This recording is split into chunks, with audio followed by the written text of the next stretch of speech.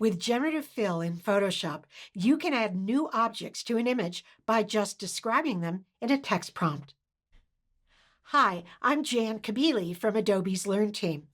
In this video, I'll show you how to use Firefly-powered Generative Fill in Photoshop to create new content inside an image in just a few seconds. Let's say we want to add a dog on the cozy blanket in front of the fireplace.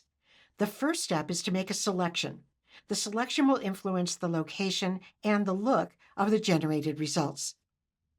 Sometimes a simple marquee tool or lasso tool works well for this. So in the toolbar, I'm going to select the rectangular marquee tool. Now go to the location where you want the generated content to be located. It's easier to get the location right from the beginning than trying to move generated content later. And now drag out a horizontal selection that's a little bigger than the dog that you want to generate. This will leave room inside the selection for Photoshop to generate not just the dog, but also some content around the dog to blend it in with the surroundings. Now, go to the contextual taskbar on your canvas. If you don't see your contextual taskbar, go to the window menu at the top of the screen and choose Contextual Taskbar. In the taskbar, click Generative Fill, and that opens a text box where you can enter a text prompt. This is a description of the content that you want Photoshop to generate.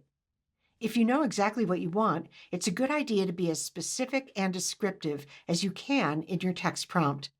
Include words that describe details, style, mood, materials, actions. But if you're not sure what you want, you can start with a simpler text prompt and generate more than once, adding more descriptive words each time as you evaluate your results.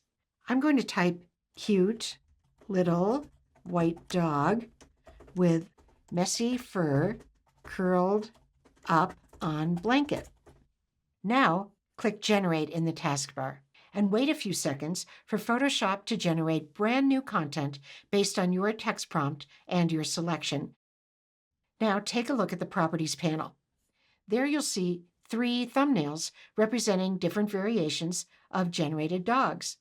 Click on each one to see what it looks like in the document window, and select the one that you like the best. If you don't like any of them, you can generate again. You can do that from here in the Properties panel or from over in the taskbar. That one's pretty cute.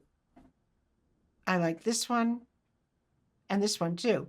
In the image, notice that Generative Fill matched the new content to the image so that it blends in with its surroundings. The perspective, the shadows, and the highlights look right, which makes everything else in the image look more real. Also notice that there's a new layer in the Layers panel that's named with our text prompt. This is a special generative layer made by Photoshop. It contains the content that was just generated. I'll show you that. Along with a mask based on our selection. And it's a non-destructive layer, so you could come back to it and regenerate new content anytime the same way without changing the rest of the image.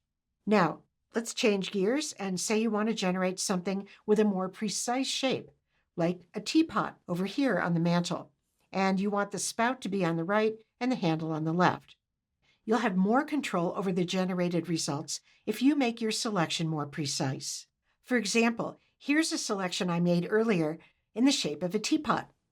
If you're following along, you could try drawing a shape like this with maybe the lasso tool or with a digital pencil on a tablet. So let's go ahead and enter a text prompt. In the taskbar, I'm going to type ceramic teapot, classic style, and click Generate.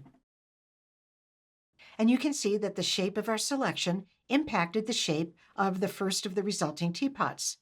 Let's click on the other options and choose the one we like best. And that's all there is to generating entirely new content in an image using Generative Fill in Photoshop. Congratulations on successfully adding new content to this image.